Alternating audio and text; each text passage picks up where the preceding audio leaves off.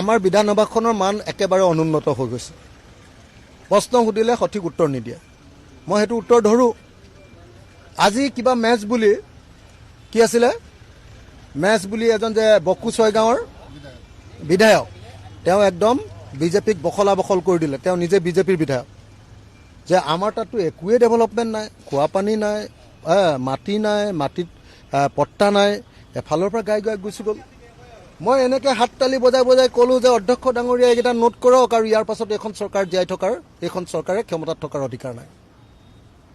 সেইবিলাক কথা তেওঁলোকে মনে মনে থাকে।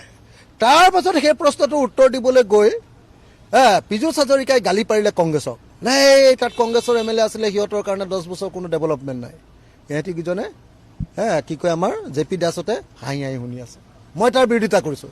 বিৰোধিতা মই কৈছোঁ, আপোনালোকে চাই লওক।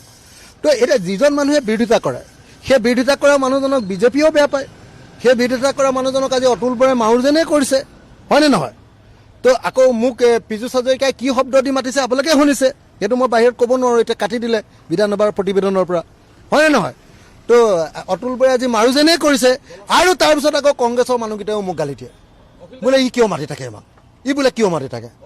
তোমালোকে নিমাতি কইনা হৈ থাকিবা আৰু মই মনে মনে বহি থাকিম, আৰু মই মনে মনে বহি থাকি অচেতন মানুহৰ নিচিনাকৈ থাকিম। মই সেইকাৰণে আজি বিধানসভাৰ অধ্যক্ষক সুধিছিলোঁ নহয়, জানে নে নাই? মই অধ্যক্ষক সুধিছিলোঁ, বোলো অধ্যক্ষ ডাঙৰীয়া, ইমান বেয়া উত্তৰ দিছে মন্ত্ৰীয়ে, মোৰ আমনি লাগিছে, উত্তৰে দিব পৰা নাই। মই শুব পাৰিম নেকি ইয়াত, টোপনি মাৰিব পাৰিম নে নাই, অধিকাৰ আছে নে নাই? তেওঁ একো ৰিপ্লাই নিদিলে। তেতিয়া মই ক'লোঁ, যদি টোপনি মাৰিব নোৱাৰি অধ্যক্ষ ডাঙৰীয়া, মই ইয়াৰ পৰা যাওঁগৈ। তেতিয়া ক'লে জকে জক আপুনি। তো এনেকুৱা বিধায়ক অসমত কোনোবা জন্ম হৈছে নেকি?